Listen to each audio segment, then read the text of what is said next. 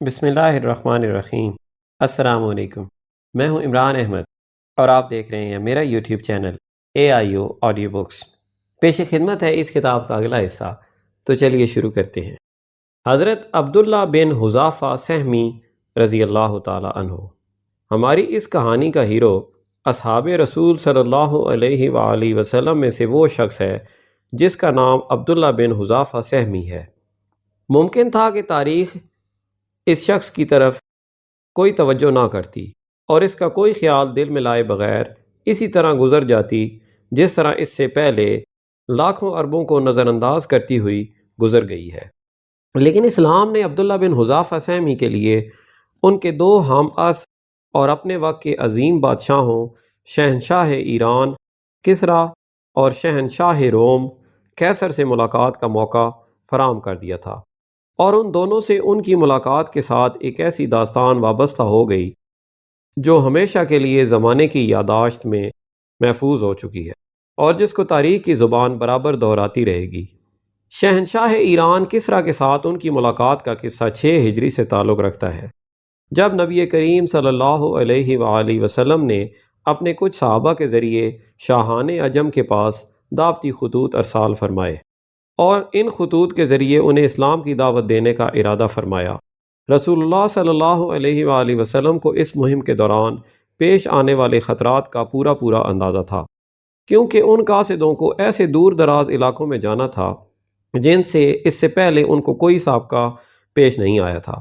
مزید برآں یہ کہ وہ ان علاقوں کی زبانوں سے نابلد اور ان حکمرانوں کے مزاج سے بالکل ناواقف تھے۔ پھر اس پر ترا یہ کہ انہیں ان کو اپنے سابقہ ادیان کو ترک کرنے، اپنے اقتدار و حکومت کے منصب سے الگ ہو جانے اور ایک ایسی قوم کے دین میں داخل ہونے کی دعوت دینی تھی جو ماضی قریب میں ان کے ماتحت رہ چکی تھی۔ یقیناً یہ ایک نہایت پرخطر سفر تھا جس پر روانہ ہونا موت کے منہ میں جانے اور اس سے زندہ و سلامت واپس آنا نیا جنم پانے کے مترادف تھا۔ اس مہم کے متوقع خطرات کے پیش نظر رسول اللہ صلی اللہ علیہ وآلہ وسلم نے صحابہ کرام کو مشورے کے لیے جمع کیا اور ان کے سامنے خطبہ دینے کے لیے کھڑے ہوئے۔ آپ صلی اللہ علیہ وآلہ وسلم نے اللہ تعالیٰ کی حمد و ثنا کے بعد فرمایا، میں تم میں سے کچھ لوگوں کو شاہان عجم کے یہاں سفارت پر بھیجنا چاہتا ہوں۔ تم لوگ اس میں مجھ سے اختلاف نہ کرنا، جیسا کہ بنی اسرائیل نے عیسیٰ علیہ السلام سے اختلاف کیا تھا۔ جواب میں صحابہ کرام نے عرض کیا، اللہ کے رسول، آپ ہم کو جہاں چاہیں بھیج دیں، ہم آپ کا ہر پیغام خوشی خوشی پہنچانے کے لیے تیار ہیں۔ رسول اللہ صلی اللہ علیہ وآلہ وسلم نے ملوک عرب اور شاہان عجم کے پاس اپنے خطوط پہنچانے کے لیے 6 صحابہ کو طلب فرمایا۔ ان میں سے ایک حضرت عبداللہ بن حذافہ سہمی بھی تھے۔ انہیں شہنشاہ ایران کسریٰ کے یہاں رسول اللہ صلی اللہ علیہ وآلہ وسلم کا پیغام پہنچانے کے لیے منتخب کیا گیا۔ حضرت عبداللہ بن حذافہ نے اپنی اونٹنی کو سواری کے لیے تیار کیا، بیوی بچوں سے رخصت ہوئے اور تنہا اپنی منزل مقصود کا رخ کیا۔ وہ راستے کے نشیب و فراز کو طے کرتے اور مصائب سفر کو برداشت کرتے ہوئے ایران پہنچے تو درباریوں سے کسریٰ کے ساتھ ملاقات کی خواہش کا اظہار کیا اور ان کو اس خط سے بھی آگاہ کر دیا جسے وہ بادشاہ کے لیے لے کر آئے تھے۔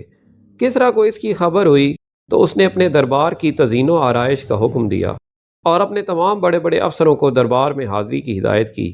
ساری تیاریاں مکمل ہو گئیں تو اس نے حضرت عبداللہ بن حذافہ کو دربار میں طلب کیا۔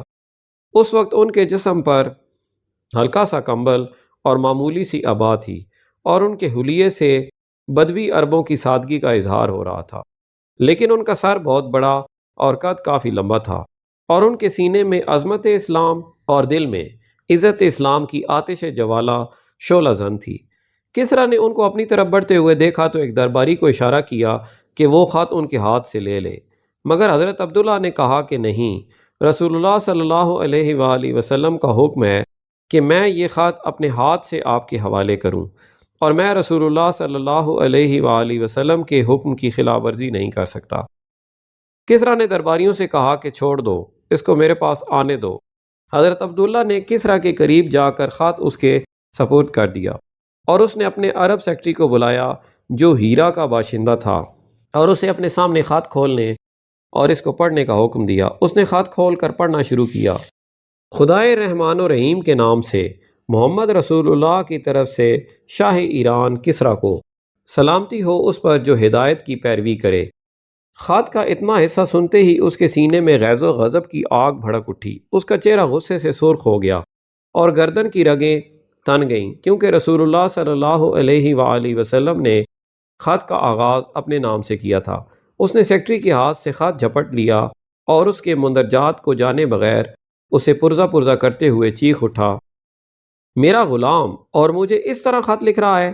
پھر اس نے حضرت عبداللہ بن حذافہ کو دربار سے نکال باہر کرنے کا حکم دیا، چنانچہ وہ وہاں سے نکال دیے گئے۔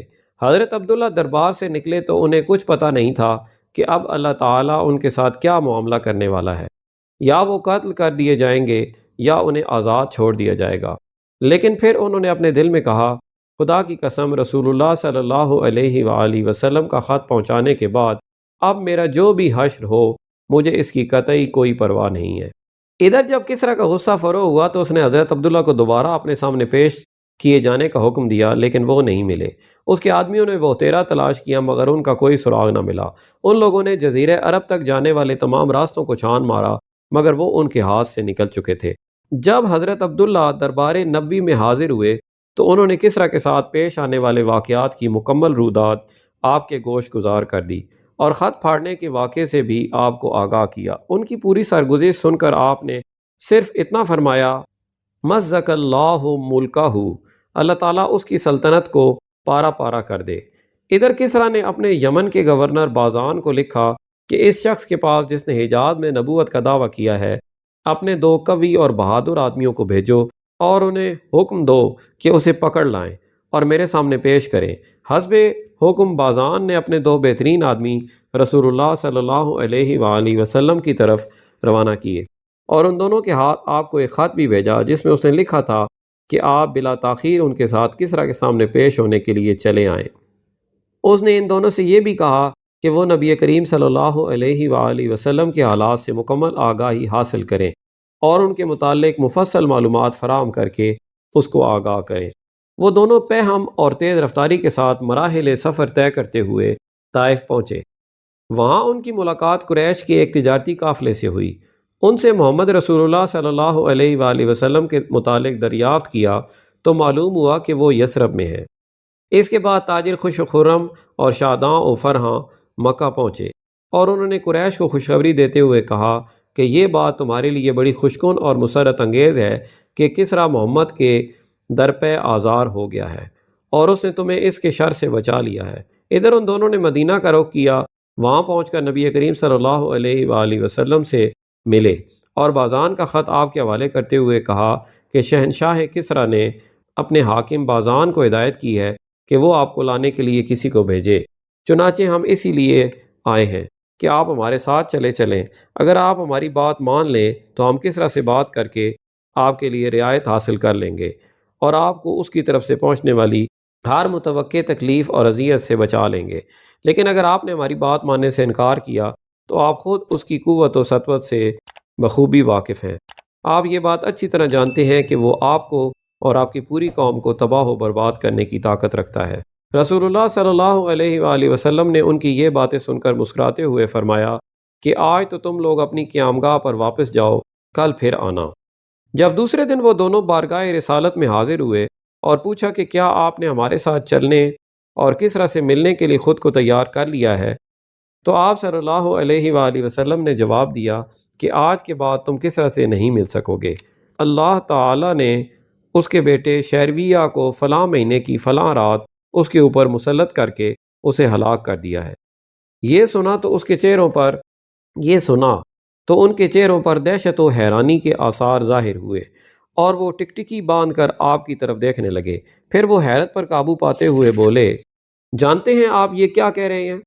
کیا یہ بات ہم بازان کو لکھ دیں؟ ہاں، اور اس کو یہ بھی لکھ دینا کہ میرا دین کسریٰ کی سلطنت کی آخری حدود تک پہنچے گا، اور اسے یہ بھی لکھ دو کہ اگر تم اسلام قبول کر لو تو میں تمہارا یہ سارا زیر حکومت علاقہ تمہارے سپرد کر کے تم کو تمہاری قوم کا حکمران بنا دوں گا۔ آپ صلی اللہ علیہ وسلم نے جواب دیا۔ اس کے بعد وہ دونوں آپ صلی اللہ علیہ وآلہ وسلم سے رخصت ہو کر بازان کے پاس پہنچے اور رسول اللہ کی دی ہوئی خبر سے اس کو مطلع کیا۔ بازان نے کہا کہ اگر محمد کی یہ بات درست ہے تو یقیناً وہ اللہ کے نبی ہیں، اور اگر ایسا نہیں ہے تو سوچوں گا کہ مجھے ان کے ساتھ کیا رویہ اپنانا چاہیے۔ پھر اس کے چند ہی روز بعد شیرویہ کا خط بازان کے پاس پہنچا، جس میں اس نے لکھا تھا، میں نے کسریٰ کو قتل کر دیا ہے، میں نے اس کو اپنی قوم کے انتقام میں قتل کیا ہے۔ اس نے ہماری قوم کے اشراف کو قتل کرنا، ان کی عورتوں کو کنیز بنانا اور ان کے اموال کو غصب کرنا اپنا شیوہ بنا لیا تھا۔ جب میرا یہ خط تمہارے پاس پہنچے تو اپنے پاس موجود تمام لوگوں سے میری اطاعت و فرمانبرداری کا عہد لے لو۔ بازان نے اس خط کو پڑھتے ہی ایک طرف پھینک کر اپنے دخول اسلام کا اعلان کر دیا، اور اس کے ساتھ ہی یمن میں رہنے والے سارے ایرانیوں نے اسلام قبول کر لیا۔ یہ کہانی تو تھی حضرت عبداللہ بن حذافہ کی کسریٰ شاہ ایران کے ساتھ ملاقات کی۔ رہی قیصر روم سے ان کی ملاقات کی کہانی تو وہ یہ ہے۔ قیصر روم کے ساتھ حضرت عبداللہ کی ملاقات خلیفہ ثانی حضرت عمر بن خطاب کے عہد خلافت میں ہوئی۔ ان کی ملاقات کا یہ قصہ بھی حد درجہ دلچسپ اور نہایت حیرت انگیز ہے۔ امیر المومنین حضرت عمر فاروق رضی اللہ تعالی عنہ نے 13 ہجری میں رومیوں سے جنگ کرنے کے لیے ایک فوج روانہ کی تھی، جس میں حضرت عبداللہ بن حذافہ بھی شریک تھے۔ مسلمان مجاہدین کی صداقت ایمانی کی پختگی اور راہ خدا میں ان کی جاں بازی و جاں سپاری کی خبریں قیصر روم تک پہلے سے پہنچی ہوئی تھیں۔ اس نے اپنے فوجی افسروں کو اس بات کی ہدایت کر دی تھی کہ وہ اگر کسی مسلمان سپاہی کو گرفتار کرنے میں کامیاب ہو جائیں تو اسے قتل نہ کریں بلکہ زندہ اس کے سامنے پیش کریں۔ خدا کی مرضی اتفاق سے حضرت عبداللہ بن حذافہ رومی فوجیوں کے ہاتھوں گرفتار ہو گئے۔ رومی انہیں اپنے بادشاہ کے پاس لائے اور یہ کہتے ہوئے اس کے سامنے پیش کیا کہ یہ شخص محمد کے ان اصحاب میں سے ہے جنہوں نے بالکل آغاز دعوت کے زمانے میں ان کی پکار پر لبیک کہا تھا۔ ہم اس کو گرفتار کرنے میں کامیاب ہو گئے اور حسب حکم آپ کے سامنے پیش کر رہے ہیں۔ قیصر انہیں دیر تک بغور دیکھتا رہا، پھر ان سے کہنے لگا، میں تمہارے سامنے ایک بات پیش کر رہا ہوں۔ وہ کیا بات ہے؟ حضرت عبداللہ نے پوچھا۔ تم نصرانیت قبول کر لو، اگر تم نے میری بات مان لی تو میں تمہیں رہا کر دوں گا اور تمہارے ساتھ عزت و تکریم کا بہترین سلوک کروں گا۔ حضرت عبداللہ نے اس کی پیشکش کو پائے نفرت و حقارت سے ٹھکرا دیا اور حد درجہ حزم و تحمل کا مظاہرہ کرتے ہوئے جواب دیا، یہ ناممکن ہے۔ موت مجھے تمہاری اس پیشکش سے ہزاروں گنا زیادہ محبوب ہے۔ میں دیکھ رہا ہوں کہ تم ایک نہایت زیرک و دانا آدمی ہو۔ اگر تم میری یہ پیشکش قبول کر لو تو میں تمہیں اپنے اقتدار میں شریک کر لوں گا۔ قیصر ان کو شیشے میں اتارنے کی کوشش کر رہا تھا۔ بادشاہ کی اس سطحی پیشکش کو سن کر بوجھل زنجیروں میں جکڑا ہوا قیدی بے ساختہ مسکرا پڑا اور اس نے نہایت بے نیازی اور لاپرواہی کا مظاہرہ کرتے ہوئے جواب دیا، خدا کی قسم، اگر تم عرب و عجم کی ساری سلطنت بھی مجھے دے دو اور اس کے بدلے صرف یہ چاہو کہ میں ایک لمحے کے لیے دین محمد صلی اللہ علیہ وآلہ وسلم سے پھر جاؤں تو یہ بھی میرے لیے قطعاً ناقابل قبول ہے، تب میں تم کو قتل کر دوں گا۔ قیصر نے دھمکی دیتے ہوئے کہا، تمہاری مرضی، جو چاہو کرو۔ حضرت عبداللہ نے اس کی دھمکی سے مرعوب ہوئے بغیر کہا۔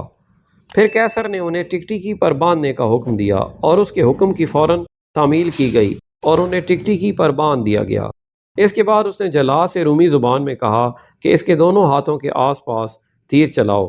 وہ اس وقت بھی انہیں نصرانیت قبول کرنے کی دعوت دے رہا تھا، مگر انہوں نے انکار کر دیا۔ پھر اس نے جلاد کو ان کے پاؤں کے ارد گرد تیر مارنے کا حکم دیا۔ اس دوران میں بھی وہ انہیں اپنا دین چھوڑنے کی دعوت دیتا رہا، لیکن انہوں نے پھر بھی انکار کیا۔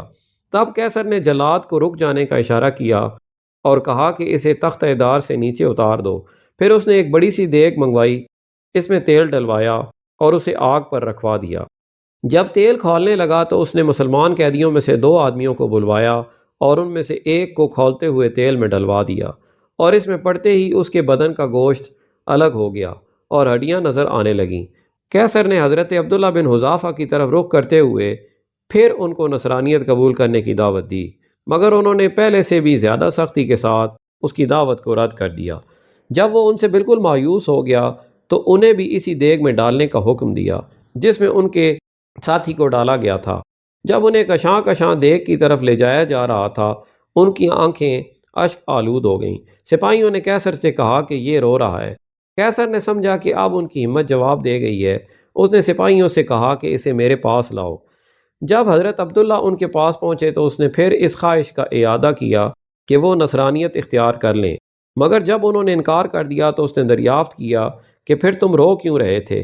میرے دل میں یہ خیال آیا کہ عبداللہ اس وقت تم اس دیگ میں ڈال دیے جاؤ گے اور تمہاری جان نکل جائے گی، حالانکہ میری خواہش تھی کہ کاش میرے بدن میں اتنی ہی جانیں ہوتیں جتنے بال ہیں، اور وہ تمام جانیں ایک ایک کر کے خدا کے دین کے لیے اس دیگ میں ڈالی جائیں۔ اسی خیال پر مجھے رونا آ گیا۔ حضرت عبداللہ نے جواب دیا، اچھا کیا تم میرے سر کو بوسہ دے سکتے ہو؟ ہرقل نے پوچھا، اگر تم ایسا کرو تو میں تم کو رہا کر دوں گا اور میرے دوسرے تمام مسلمان ساتھیوں کو بھی۔ حضرت عبداللہ نے سوال کیا، ہاں، دوسرے تمام مسلمان قیدیوں کو بھی تمہارے ساتھ رہا کر دیا جائے گا۔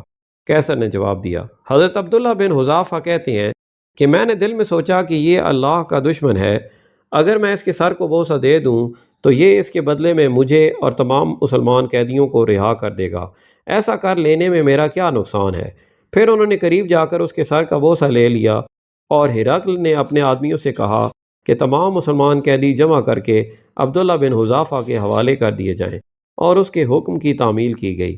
حضرت عبداللہ بن حذافہ خلیفہ کی خدمت میں پہنچے تو انہوں نے اپنی یہ سرگزشت ان کو سنائی، جس کو سن کر وہ بہت خوش ہوئے، اور قیدیوں کو دیکھا تو فرمایا کہ ہر مسلمان پر یہ حق ہے کہ وہ عبداللہ بن حذافہ کے سر کو بوسہ دے، اور یہ حق سب سے پہلے میں ادا کر رہا ہوں۔ اور پھر انہوں نے حضرت عبداللہ بن حذافہ کے سر کا بوسہ لیا۔ اب تک کے لیے اتنا ہی، ملتے ہیں اگلی ویڈیو میں، اپنا خیال رکھیں اور ہمارے اس چینل کا بھی۔ اللہ حافظ۔